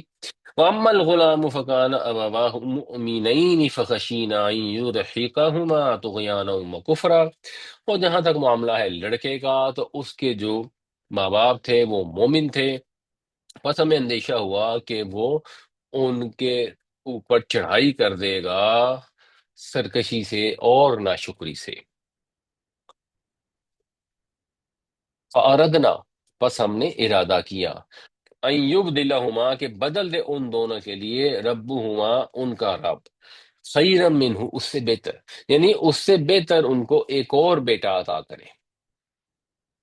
پہلا بیٹا ان سے چھن گیا، قتل ہو گیا، لیکن اس میں بھی ان کے لیے ایک خیر عظیم چھپا ہوا تھا، کہ ایک ایسے بیٹے نے جس نے بڑے ہو کر ان کا نافرمان بننا تھا، اس کی جگہ اللہ تعالیٰ ایک اور اولاد ان کو عطا فرمائے گا جو اس سے بہتر ہوگا، زکاتن، پاکیزگی کے لحاظ سے، وہ اقربا، اور زیادہ قریب ہوگا، رحمن، رحم دلی کے لحاظ سے یا صلہ رحمی کے لحاظ سے، تو وہ طبیعت اخلاق کی پاکیزگی کے لحاظ سے بہت بہتر ہوگا، درد مندی اور مروت کے لحاظ سے زیادہ پاس والا ہوگا، لحاظ والا ہوگا۔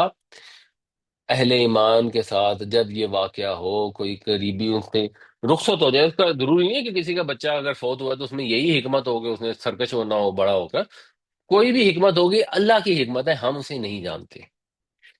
آپ نے ایک ریزنیبل کیئر کرنی ہے اپنے آپ کو نقصان سے بچانے کی۔ اس کا یہ مطلب نہیں ہے کہ اپنے آپ کو کھلا چھوڑ دیں، موٹر وے پہ الٹی طرح گاڑی چلانی شروع کر دیں کہ جی اللہ کی حکمت ہوگی تو بچ جاؤں گا، اور اللہ کی حکمت نہیں ہوگی تو میرا ایکسیڈنٹ ہو جائے گا تو اس میں بھی میرے لیے بہتری ہوگی۔ جو میں نے پہلے عرض کیا کہ اپنے غلط کاریوں کو، اپنے غلط کاموں کو اس سے جسٹیفائی کرنے کی کوشش نہ کریں، لیکن اگر آپ نے ریزنیبل کیئر کر لی ہے اپنے آپ کو نقصان سے بچانے کی، اگر آپ نے آگ سے بچنے کے لیے، چوری سے بچنے کے لیے ایک ریزنیبل، کیونکہ اس کے اندر بھی بالکل ہی فنیٹک نہیں ہو جانا چاہیے اور او سی ڈی میں مبتلا نہیں ہو جانا چاہیے، وہ ایک دوسری ایکسٹریم ہے۔ ریزنیبل کیئر کر لیا، خدا نخواستہ کوئی نقصان ہو جائے تو اس پہ صبر کرنا چاہیے، اس چیز کو سمجھنا چاہیے کہ اس کے اندر کوئی حکمت ہوگی، وہ ہمیں اپنی زندگی میں شاید حکمت معلوم ہو جائے، مے بی، اور ہو سکتا ہے ہمیں قیامت والے دن جا کر پتہ لگے کہ اس میں اللہ تعالیٰ نے کیا حکمت رکھی تھی۔ اللہ تعالیٰ اپنے بندوں پر کبھی بھی ظلم نہیں کرتا، اگر وہ اپنی حکمت کے تحت کوئی چیز چھین لیتا ہے تو اس کے بدلے میں اسے بہتر عطا فرماتا ہے، اور خاص طور پر نیکوکاروں کو، صبر کرنے والوں کو ڈیفینیٹلی بہتر عطا فرماتا ہے، اور قیامت میں ڈیفینیٹلی بہتر عطا فرمائے گا۔ تو بظاہر ہونے والی کوئی بری چیز ہو سکتا ہے اصل میں در حقیقت کو بہت بڑی بھلائی ہو۔ اور والدین کو یہ دعا بھی کرنی چاہیے کہ اللہ تعالیٰ انہیں پاکیزہ، نیک دل، صلہ رحمی کرنے والی اولاد عطا فرمائے۔ فَأَرَدْنَا أَن يُبْدِلَهُمَا رَبُّهُمَا خَيْرًا مِّنْهُ زَكَاةً وَأَقْرَبَ رُحْمًا، پس ہم نے ارادہ کیا کہ تبدیل کر دے ان کا رب، عطا فرمائے ان کو ان کا رب اس کے بدلے میں ایک ایسا فرزند جو بہتر ہو اس سے، پاکیزگی میں اور صلہ رحمی میں یا درد مندی میں۔ وَأَمَّا الْجِدَارُ، اور جہاں تک معاملہ ہے دیوار کا، فَكَانَ لِغُلَامَيْنِ يَتِيمَيْنِ، تو وہ دو لڑکوں کی تھی جو یتیم تھے، فی المدینہ تھی، اس شہر میں. وکانا تحتہ کنز، اور اس کے نیچے تھا کنز، خزانہ، لہما، ان کے لیے، یعنی ان کا خزانہ تھا، ان کا لیے ایک دفینہ تھا، دیوار کے اندر دفن ہوا تھا دیوار کے نیچے. وکانا ابوہما صالحا، اور ان کا باپ ایک نیک آدمی تھا. مطلب یہ کہ اس کے باپ کو اندازہ ہوگا کہ میرے بچے ہیں چھوٹے اور یہ ہو سکتا ہے میں مر جاؤں، اور اس نے ایک ان کے لیے خزانہ دفن کر دیا زمین کے اندر تاکہ بچوں کے کام آ جائے. فَأَرَادَ رَبُّكَ أَن يَبْلُغَا أَشُدَّهُمَا، تو ارادہ کیا تیرے رب نے کہ وہ دونوں پہنچے اپنی اشد کو، اپنی پختگی کو، اپنی شدت کو، یعنی جوانی کو. یہ پھر اشد کا مطلب جوانی کے لیے استعمال ہوتا ہے، اپنی پختہ عمر کو پہنچے. وَيَسْتَخْرِجَا كَنزَهُمَا، اور وہ پھر نکالیں دونوں، یہ بھی تسنیہ کر دیا گیا ہے، اپنے خزانے کو. یعنی بستی کے لوگوں کا حال تو آپ نے دیکھ ہی لیا ہے کہ ان میں اتنی توفیق نہیں ہے کہ اگر ان کے یہاں کوئی آ گیا اور وہ مانگ رہے ہیں ان سے کھانا، کہ میں کھانا کھلا دو تو ان کو کھانا کھلا سکیں. پوری بستی میں سب نے انکار کر دیا اپیرنٹلی. ہو سکتا ہے کچھ لوگوں سے مانگو اور انہوں نے انکار کر دیا، بٹ جو الفاظ استعمال ہوئے اس سے ایسے ہی لگتا ہے کہ جنرل جو لوگ تھے انہوں نے صاف انکار کر دیا. تو جو اس طرح کے کمینہ صرف لوگ ہوں، یہ خزانہ نکل آئے گا یتیم بچوں کا جو ابھی اپنی جوانی کی عمر کو نہیں پہنچے، تو وہ پھر وہ سارا خزانہ کھا جائیں گے. تو اللہ تعالیٰ نے یہ سارا عمل اس لیے حضرت خضر سے کروایا کہ بچے جب بڑے ہوں تو وہ خود خزانہ نکالیں، رحمتم من ربی. یہ رحمت ہے، بطور رحمت ہے تیرے رب کی طرف سے. یہ انسان کو سمجھ آتی ہے کہ انسان کا فہم کتنا محدود ہے. یہ واقعہ بیان کرتا ہے کہ اللہ تعالیٰ کی حکمت کیسی لامحدود ہے اور ہماری کتنی لمیٹڈ کیپیسٹی ہے. ہم بالکل سمجھ ہی نہیں سکتے کیونکہ پاسبل ہی نہیں ہے ہمارے لیے سمجھنا. ویسے ہم انالیسس ایسے بیٹھ کے کر رہے ہوتے ہیں جیسے دنیا میں سب سے عقل مند ہم ہی ہیں. بڑے بڑے ملک چلانے والے صدر وزیر اعظم ہیں، ان کو تو کوئی سینس ہی نہیں، ہم بڑے سمجھدار ہیں. اور پتہ یہ لگتا ہے کہ ایکچولی چاہے کوئی بڑے سے بڑا صدر وزیر اعظم ہو، کوئی بھی ہو، یا ہم ہو، یا کوئی بڑے سمجھدار سائنٹسٹ ہوں، کسی کی جو کیپیسٹی ہے، جو نالج ہے، وہ اللہ تعالیٰ کے علم کی، اللہ تعالیٰ کی حکمت کے مقابلے میں کچھ بھی نہیں ہے. یہ حدیثوں میں ذکر آتا ہے کہ جب حضرت خضر اور حضرت موسیٰ کی ملاقات ہوئی تو انہوں نے پھر اس کے اندر ایک کوئی چڑیا تھی جس نے دریا میں سے پانی پیا، تو انہوں نے کہا یہ جو اس کی چونچ کے اندر جو پانی گیا ہے، ہماری اور تمہارے علم کی مثال اس سے بھی دور ہے، جو اس کے چونچ میں جتنا پانی آیا ہے اور اس پورے سمندر میں جو پانی ہے، تو اللہ کے علم کے مقابلے میں ہمارے علم کی مثال اس سے بھی کم ہے. تو اس سے بہرحال انسان کو انڈرسٹینڈنگ بھی ہوتی ہے، عاجزی بھی پیدا ہوتی ہے، اور سکون اور قناعت بھی حاصل ہوتی ہے. ہاں، اس سے ایکسکیوز نہیں بنا لینے چاہیے اپنے غلط کاموں کو، یا اپنی سستی کو، اپنی کاہلی کو، نکمے پن کو. اس سے جسٹیفائی نہیں کر دینا چاہیے کہ جی اللہ کی مرضی ایسی تھی اس لیے میں زندگی میں کچھ حاصل نہیں کر سکا، ویسے میں سارا دن بیٹھا فیس بک اور ٹویٹر پر چیزیں دیکھتا رہتا تھا اور ریلیں دیکھتا رہتا تھا، لیکن اللہ کی مرضی ایسی نہیں تھی کہ میں زندگی میں ترقی کر سکتا. ویسے میں وقت ضائع کرتا رہتا تھا، ویسے میں ایفیشینٹ نہیں تھا، ویسے میں نے کوئی اسکل حاصل نہیں کی، میں نے تعلیم حاصل نہیں کی، میں نے کوئی کمپیوٹر نہیں سیکھا، لیکن اللہ کی مرضی ایسی تھی کہ میں زندگی میں کامیابی حاصل نہیں کرا. تو اس کو اس ایکسٹریم پر نہیں لے جانا چاہیے، اپنی مکمل کوشش کرنی چاہیے. جیسے نبی کریم صلی اللہ علیہ وسلم کی سیرت سے، خلفائے راشدین کی، صحابہ کی سیرت سے ہمیں یہ پتہ لگتا ہے کہ کتنی زیادہ ایفرٹ کی انہوں نے، اور اس کے بعد اللہ پر چھوڑ دیا، کیونکہ آخری فیصلہ تو اللہ نے ہی کرنا ہے. وَأَمَّا الْجِدَارُ فَكَانَ لِغُلَامَيْنِ يَتِيمَيْنِ فِي الْمَدِينَةِ وَكَانَ تَحْتَهُ كَنزٌ لَهُمَا وَكَانَ أَبُوهُمَا صَالِحًا فَأَرَادَ رَبُّكَ أَن يَبْلُغَا أَشُدَّهُمَا وَيَسْتَخْرِجَا كَنزَهُمَا رَحْمَةً مِّن رَّبِّكَ. اور جہاں تک معاملہ ہے دیوار کا، تو وہ دو یتیم لڑکوں کی تھی اس شہر میں، اور اس کے نیچے تھا دفینہ ان کا، اور ان کا والد جو ہے وہ صالح تھا.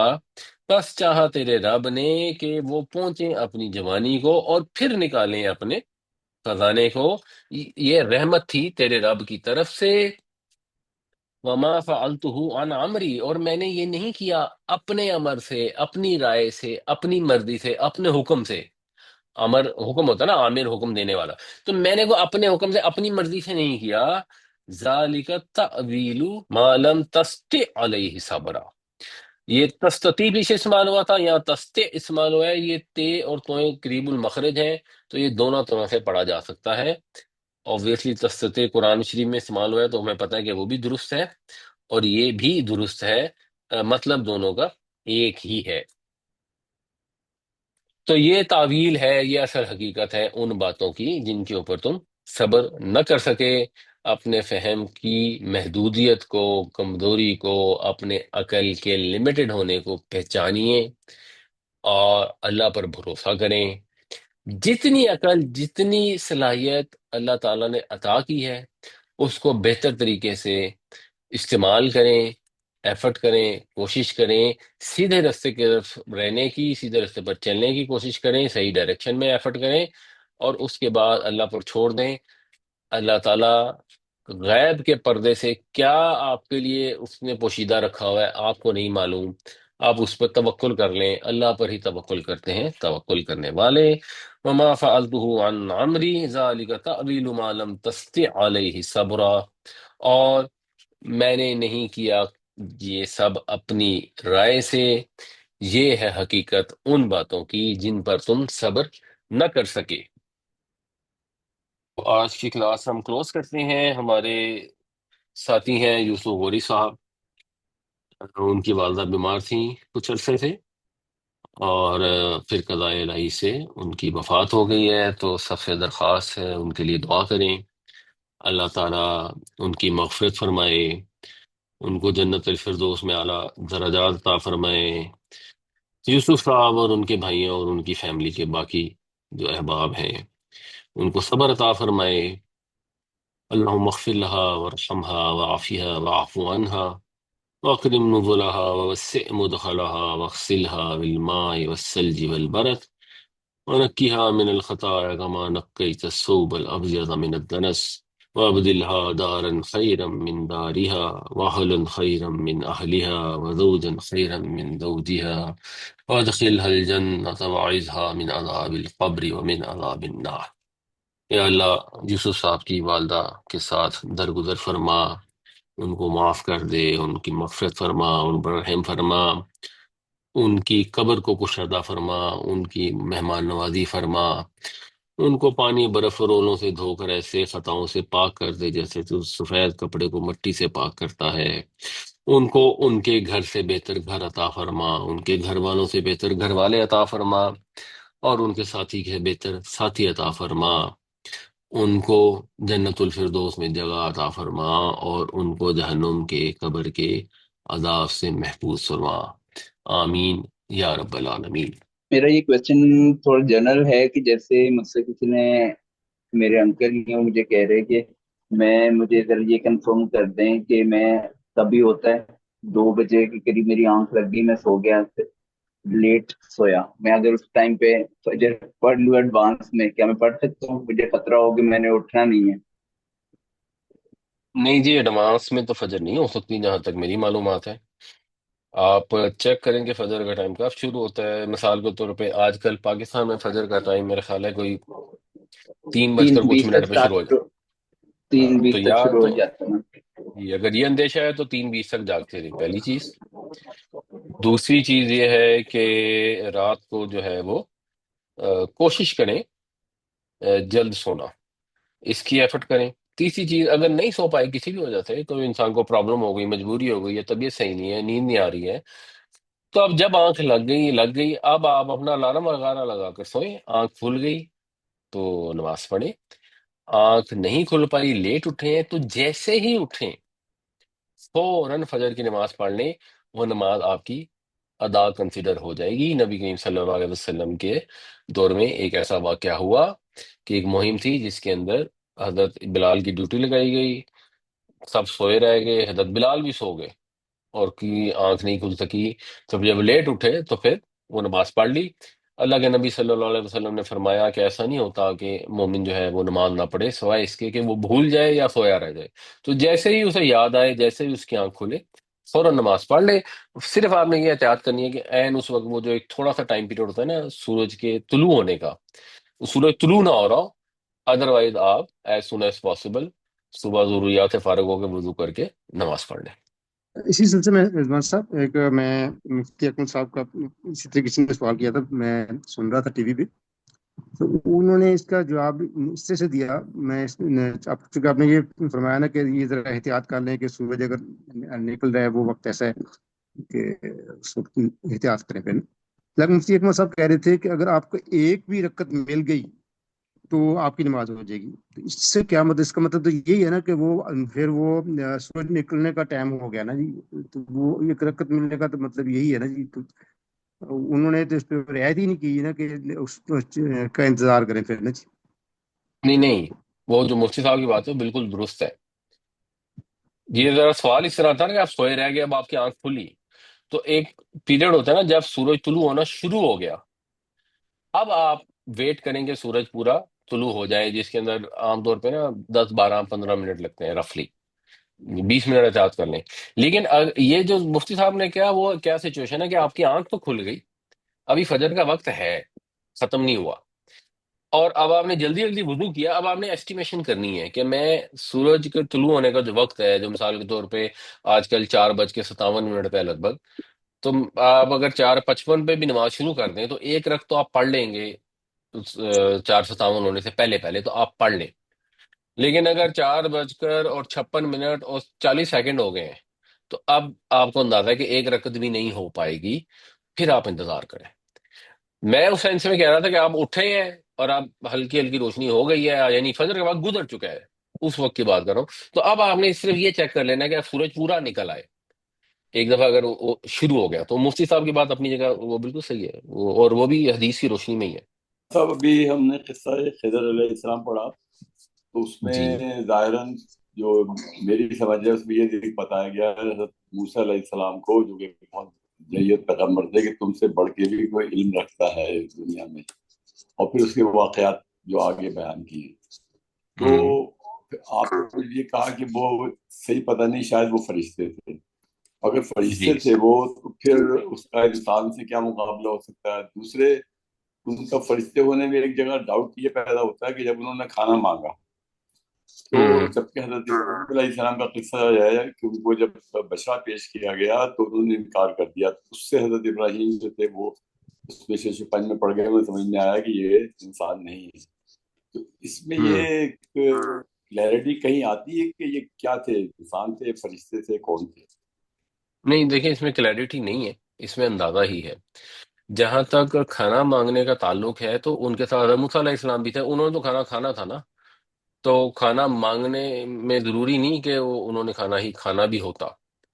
وہ جو حضرت ابراہیم کے پاس آئے وہ تو سارے کے سارے فرشتے تھے، تو ان کو نے نہ تو کھانا مانگا، آلدو وہ آئے تو حضرت ابراہیم نے ان کے لیے کھانے کی ارینجمنٹ کی، اور نہ یہ ہوا کہ انہوں نے کھانے کی طرف ہاتھ بڑھایا. تو اب یہ اگر کھانا مانگتے اور کھانا آ جاتا تو پھر حضرت خضر کھا لیتے، پھر ہم کہتے کہ اچھا نہیں، پھر شاید وہ فرشتے نہیں تھے. اصل چیز جس سے یہ مودودی صاحب نے جو استدلال کیا ہے کہ وہ عمل تھا نا، وہ کوئی انسان یہ عمل کر نہیں سکتا، اصل بات بس یہ ہے. تو اس سے یہ لگتا ہے کہ فرشتے ہیں، اور مجھے بھی یہ رائے درست معلوم ہوتی ہے، لیکن بہر ضروری نہیں ہے.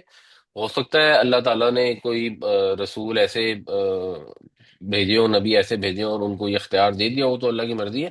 لیکن جہاں تک ہماری معلومات ہے کسی بھی آسمانی کتاب میں لوگوں کو یہ اختیار نہیں دیا گیا.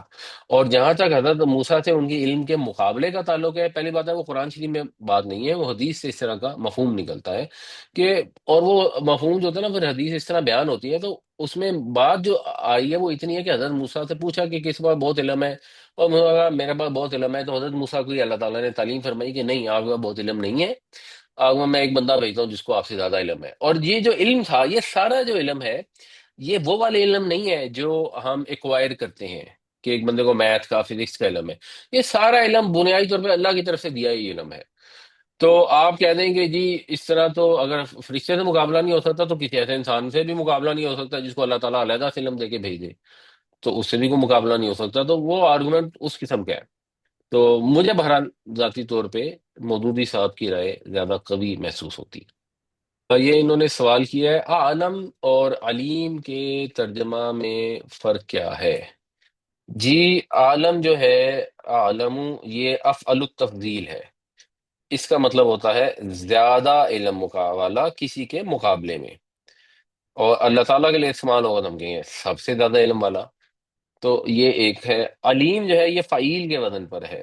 فعیل کا وزن جو ہے وہ استعمال ہوتا ہے، اس میں دوام ہوتا ہے کہ جس کا علم جو ہے وہ مطلق ہے، کل علم ہے، لامحدود ہے، اور مستقل ہے، اس کی ذات کا ایک مستقل وصف ہے۔ تو علیم جو ہے صحیح معنوں میں جس کو العلیم کہیں گے وہ تو صرف اور صرف اللہ کی ذات ہے۔ اعلم میں ہم ایک دوسرے کے متعلق بھی استعمال کر سکتے ہیں، جیسے اکبرو ہوتا ہے کہ یہ چیز اس سے زیادہ بڑی ہے، اس انسان کے پاس اس سے زیادہ علم ہے۔ یہ تقابل کے لیے، کمپیریزن کے لیے استعمال ہوتا ہے۔ اللہ تعالیٰ کے لیے جب استعمال ہوگا تو بنیادی طور پر عالم اور علیم جو ہے یہ دونوں جو ہے براڈر میننگ ایک ہی ہوگا کہ اللہ کے علم سے بڑھ کر کسی کا علم نہیں، اللہ ہی سب سے بہتر جانتا ہے، اللہ ہی مستقل علم رکھنے والا ہے۔ یہ امام صاحب نے کہا ہے کہ مسلمانوں کے لیے فلسطین اور ایران کے لیے دعا کریں۔ جی بالکل، دعا کرنی چاہیے، اللہ تعالیٰ ان کے لیے آسانیاں عطا فرمائے، ان کی اس تکلیف سے ان کو محفوظ فرمائے۔ یہ اب کسی طریقے سے یہ جو مستقل ان کے اوپر ایک اتنی بڑی آفت آئی ہوئی ہے، اور خاص طور پہ غزہ میں تو اب تو 2 سال ہونے والے ہیں۔ اللہ سے دعا ہے اللہ تعالیٰ مدد فرمائے، خاص اپنی نصرت فرمائے، اور اللہ مدد فرما سکتا ہے۔ انسان کا کام ہے کوشش کرنا اور اللہ سے امید رکھنا، تو اور دعا کرنا۔ تو ہم سب یہ دعا کرتے ہیں کہ اللہ تعالیٰ ان کو فتح بھی عطا فرمائے، اور ان کو صبر بھی عطا فرمائے، ثابت قدمی بھی دے، اور ان کے لیے آسانیاں کا۔ آمین یا رب العالمین۔ آلریڈی ہم پڑھنا شروع ہو گئے ہیں مرکب اضافی۔ اگر ہم اس کو دیکھیں، یہ جو ہمارا چارٹ ہے، مسلم، مسلمن، مسلمین، رفع نصب جر کا مذکر مؤنث کے لیے واحد تثنیہ اور جمع میں، تو اگر ہم غور کریں تو اس میں جو مذکر، جمع ہے اور جو تثنیہ کے صیغے ہیں ان کے اندر ایک نون آتی ہے۔ اس نون کو کہتے ہیں نون اعرابی۔ یہ نون اعرابی اگر مرکب اضافی کی فارم میں آ جائے تو جو مضاف ہوتا ہے اس کے اوپر سے یہ نون ختم ہو جاتی ہے۔ تو مثلا اگر ہم نے کہنا ہو کہ مکان کے دونوں دروازے صاف ستھرے ہیں، تو اس کو پھر بابان البیتی نہیں کہتے، اس کو کہتے ہیں باب البیتی۔ یہ والی نون ختم ہو جاتی ہے۔ اس کی قرآن شریف میں کئی مثالیں ہیں۔ مثلا حضرت موسیٰ علیہ السلام سے اللہ تعالیٰ نے کہا فخنا نہ کا، ویسے یہ نالین ہوتا ہے، جو نالین مبارکہ نبی کریم صلی اللہ علیہ وسلم کی جوتوں کے لیے بھی استعمال کرتے ہیں۔ تو نہ کا، اپنے دونوں جوتے اتار دے، یہ نون ختم ہو گئی۔ تبت یدا ابی لہب، یہ اصل میں تھا یدانی، دونوں ہاتھ، تو ٹوٹ گئے دونوں ہاتھ ابو لہب کے۔ تو یدا ابی میں یدا مضاف ہے، ابی اس کا مضافلہ ہے، آگے لہب کا وہ مضاف ہے، اور پھر لہب ابی کا مضافلہ ہے۔ تو اصل میں یہ تھا ابو لہب، یہ کیونکہ یدا کا مضافلہ ہے تو یہ جر میں آ گیا، اور پھر یہ کیونکہ مضاف ہے تو اس کی نون ختم ہو گئی تثنیہ والی۔ اسی طرح جو ہم دعا پڑھتے ہیں نماز میں تو والدین کی جگہ آ جاتا ہے والدیہ، جب وہ مضاف بن کے آتا ہے کہ اے میرے رب مغفرت فرما میری اور میرے والدین کی اور سب مومنوں کی قیامت کے دن۔ آگے یہ وللمؤمنین کی نون ختم نہیں ہوئی کیونکہ یہ مرکب اضافی کی فارم میں نہیں آ رہا۔ والدینیا تھا میرے والدین، تو اس وہ مرکب اضافی ہے تو اس کی نون ختم ہو گئی۔ اب آپ نے جتنی ابھی تک پڑھی ہے گرامر، اس کی روشنی میں آپ نے یہ بتانا ہے کہ یہاں پر جو رفع نصب یا جر میں کیا استعمال ہوا ہے اور اس کی کیا وجہ ہے۔ جواب تو جا رہا ہے اس میں جر ہے، کیوں ہے؟ ارد ہے نا، ارد یہ اس کا وہ یہ ہے، یہ مبنی ہے، نہیں اور مبنی نہیں ہے۔ یہ مبنی نہیں تھا نہیں نہیں، مبنی نہیں ہے۔ کہ دوسری تیسری فارم میں ارد ارد نہیں یوز ہوتا، اردا تو کہیں نہیں آتا نا تھا، ویسے فار نہیں نالج نہیں سے پوچھ. نہیں نہیں، وہ بھی آتا ہے، لیکن ابھی تو آپ نے بتایا نا یہ جر میں ہے، یہ ہم نے مان لیا کہ جر میں ہے۔ اب بتائیں جر میں کیوں ہے؟ کوئی مبنی بھی ہوگا اسم تو وہ بھی رفع نصب جر کسی فارم میں تو ہوگا نا، وہ تو ہم یہ پھر کانٹیکٹ سے مفعول ہے، پہچانیں گے۔ یہ نہیں مفعول ہے. مفعول تو، مفعول جر میں نہیں ہوتا نا، مفعول تو نصب میں ہوتا ہے۔ یہ سبجیکٹ ہے، سبجیکٹ ہے. سبجیکٹ مطلب مبتدا یا خبر؟ خبر. تو خبر رفع میں ہوتی ہے، یہ سائڈ پہ لکھا ہوا ہے، رفع میں مرکب ہوتی ہے خبر۔ اضافی، مرکب اضافی مرکب ہے نا۔ اضافی ہے، وہ کیسے؟ رب السماوات والارض، ہاں جی، کہ رب الارضی ہو گیا نا، آسمان، آسمانوں کا رب ہاں، اور زمین اور کا رب، زمین مرکب اضافی ہے۔ تو مرکب اضافی میں جو مضاف الیہ ہے وہ جر میں ہوتا ہے، جرم۔ بالکل درست۔ اس میں بتائیں جی آلیہا کس میں ہے؟ یہ ہے ہماری قوم، اور جنہوں نے بنا لیا آ، معبود اس کے سوا، الہ. الہ جی، اس کے سوا۔ جنہوں نے بنا لیے معبود اس کے سوا، الہ کی جمع ہے نا آلیہا۔ آلیہ یہ تو اب آلیہا کس میں ہے؟ رفع میں ہے، نصب میں ہے یا جر میں ہے؟ نس سب نصب۔ مفعول نس گھر نسب میں میں ہے. شاہد صاحب آپ کیا من کہہ رہے ہیں؟ نسب نصب میں. میں ہے؟ جی نصب میں ہے، اور جی وجہ نسب کیا میں. ہے؟ من کی وجہ من نہیں من مفعول کی وجہ سے، نہیں نہیں، من دون ہی. دیکھیں نصب کی ہم نے جتنی وجوہات پڑھی ہیں نا ان میں سے ایک ہی ابھی تک پڑھی ہے، وہ سائڈ پہ لکھی ہوئی ہے، مفعول مفعول ہے. مفعول ہے۔ کس کا مفعول ہے؟ لوگوں کا. قوم کا، ہوا ان لوگوں نے بنا قوم دیا. قوم کا. بنا، نہیں قوم ہے قوم قوم. کوئی فعل، کیا قوم کوئی فعل ہے جس کا یہ مفعول ہے؟ نہیں، تخذو. اتخذو کا اتخذ، مفعول ہے، بنا لیے انہوں نے معبود، تو بنا لینے کا مفعول ہے آلیہا۔ اس میں بتائیں جی الشمس کس میں ہے؟ دیکھا شخص کو. نصب میں ہے. نصب میں ہے، کیوں ہے؟ دیکھنے کا مفعول ہے. دیکھنے کا مفعول ہے، بالکل ٹھیک، تم دیکھتے ہو سورج کو۔ کہف کس میں ہے؟ کہ جر میں، حرف جر کی وجہ سے. حرف جر کی وجہ سے، ان کی وجہ سے، بالکل ٹھیک۔ اس میں یہ باسط کس میں ہے؟ یہ فعل ہے. باسط فعل ہے، ہاں تو جی، اس تو کا پھیلا دیے. فائل کون ہے؟ نہیں، بس اتن پھیلائی ہوئے۔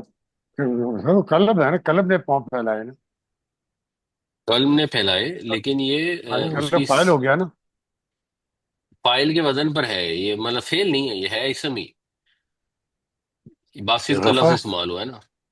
رفع ہے، ٹھیک ہے، اور رفع میں کیوں ہے؟ یہ ابھی کل فائل وہ. ہے. فائل کی سینس نائب میں بھی فائل کہہ ہے سکتے ہیں، فائل. مگر فرض کریں کہ یہ جملہ اتنا ہوتا تو کیا یہ جملہ پڑھا جا سکتا تھا؟ سر یہ پہلے مرکب اضافی ہے. مرکب ضمیر آ اضافی تو قلبہم ہے نا، باسط کیا ہے؟ جی سر. باسط مرکب اضافی میں نہیں آ سکتا کیونکہ اس پہ تنوین ہے، تو مضاف نہیں ہو تنوین ہے اس سکتا میں. یہ۔ تو وَقَلْبُهُمْ دیکھو آپ. باسطٌ، یہ جملہ ہو سکتا ہے؟ نہیں. نامکمل ہے یہ، اور کتا ان کا پھیلائے ہوئے، کچھ سمجھ نہیں آ رہی۔ نہیں ٹھیک ہے، بٹ فرض کریں بات باسط سے. کا میں ترجمہ بھی نہیں کرتا، ہم ویسے ہی کہتے ہیں کہ اور ان کا کتا باسط تھا، پھر وہ جملہ نہیں انفارمیشن بنتا. مسنگ ہے۔ جی سر. تو آپ کو آگے انفارمیشن چاہیے، آپ کہیں گے جی، نامکمل جملہ ہے، لیکن جملہ ہے یہ، یہ جملہ اسمی ہے. جملہ اسمیہ ہے، تو جملہ اسمیہ یا ہے اگر اس میں، تو پھر باسط کیا ہے اس میں؟ نہیں، خبر ہے. خبر ہے، اس سے مبتدا خبر ذکر ہے، ہو ہے، رہا ہے نا. خبر۔ بالکل، مبتدا قلب ہے اور باسط خبر ہے۔ ہوں، تو ان کا کتا پھیلائے ہوئے تھا، کیا پھیلائے ہوا تھا؟ وہ آگے آ رہا ہے ذراعی ہی، یہ ذراعی ہی کیسے بنا ہے؟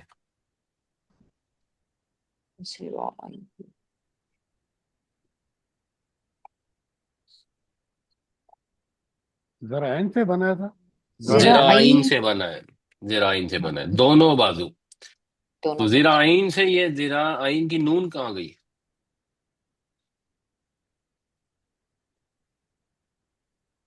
اس میں لگ رہی تو مضاف ہے اس لیے نون ختم وہ مضاف ہے، یہ نون ختم ہو. ہو گئی. اور جی بالکل ٹھیک ہے، نون اعرابی جو ہے وہ ختم ہو گئی. جی فاروق صاحب آپ کیا کہہ رہے ہیں؟ یہ بالکل ٹھیک ہے سر.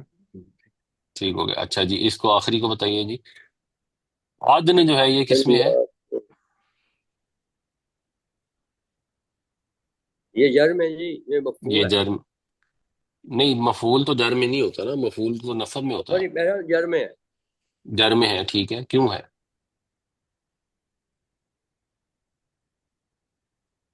اولائکہ کی وجہ سے.